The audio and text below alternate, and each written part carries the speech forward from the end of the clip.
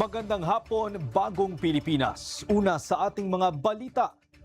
Ngayong nagbabalik na ang regular na sesyon ng mababang kapulungan, ilang mahalagang bagay ang kanilang binigyang prioridad ngayong taon.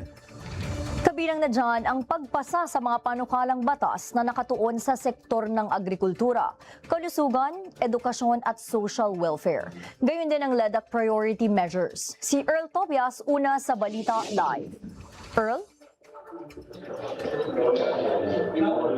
Mga kasama, magandang tanghali. Kumpiyansa nga si House Majority Leader Sandro Marcos na kayang maipasa dito sa Kamara yang natitira pang 36 out of 48 LEDAC priority measures. Yan ay sa pagsimula ng kanilang regular session ngayong taon na magre-resume na rin mamaya-maya lang.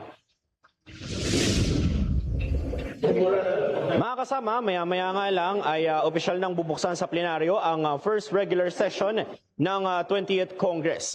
At malinaw ang direktiba ni Majority Leader Marcos na puspusan nilang didinggin ang mga pinauunang panukalang batas ng administrasyon ng naturang LEDAC priority. Ngayon, ano na ba yung mga naipasang panukala o meron na bang mga natapos na?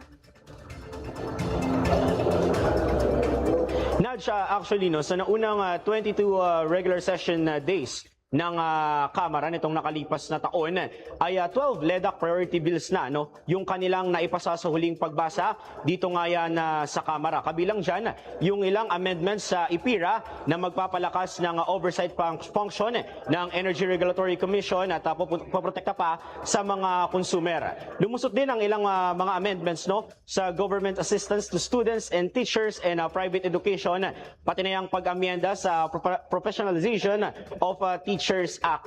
Ilan din sa mga malalaki na priority bills na lumusot ay ang pinag-uusapan na pag-amyenda sa Bank Deposit Secrecy Law. Balik muna sa inyo, Naj.